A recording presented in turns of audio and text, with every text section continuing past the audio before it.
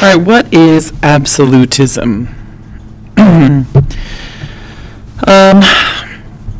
Rulers are striving for to be absolute monarchs, and we're going to be looking at the time period from the 16th century on.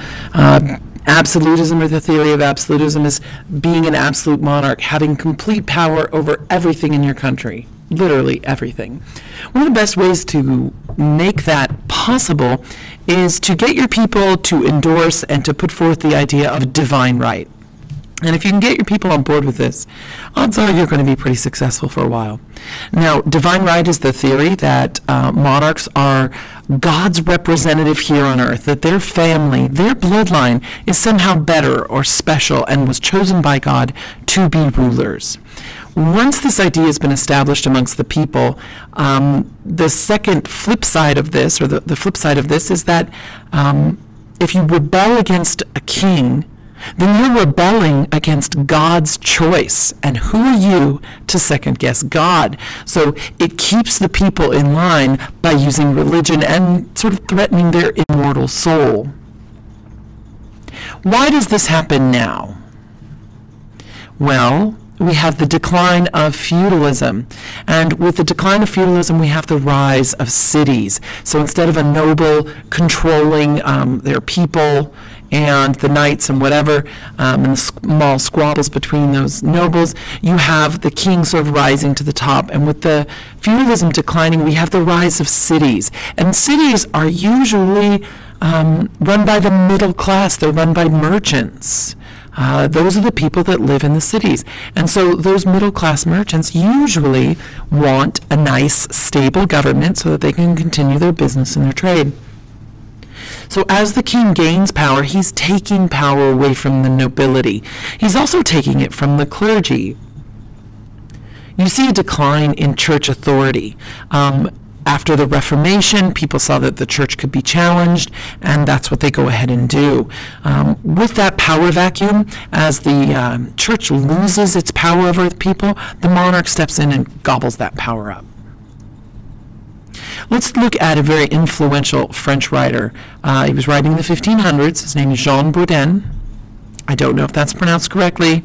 I don't speak French.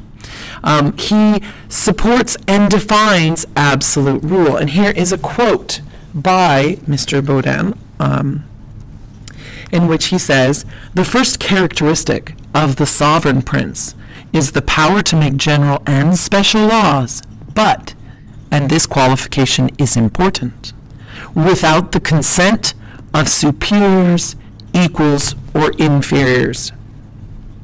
So what he's basically saying is that if you are the king, you have the right to make laws without anyone's input or anyone else's authority. Because if you have to check your laws with anyone else, then you are saying that they are your equal. And no one is the equal of the sovereign.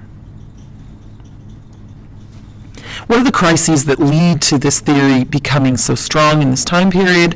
Well, we've had those wars of religion that we've been talking about, and when you have wars, you need to build up an army. If you need to build up an army, you've got to raise taxes in order to support that army. And when you raise taxes, people get angry. They might even rebel, and if they rebel, you're going to need that army to beat them back down.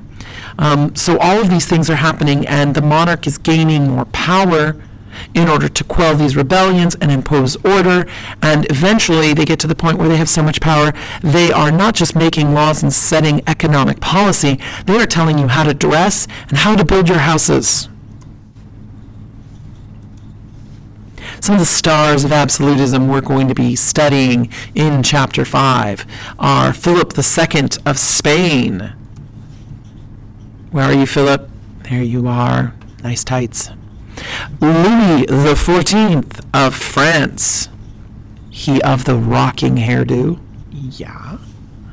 And my favorite, Peter the Great, the Tsar of all Russia.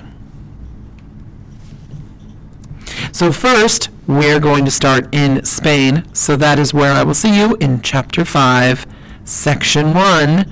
See you there.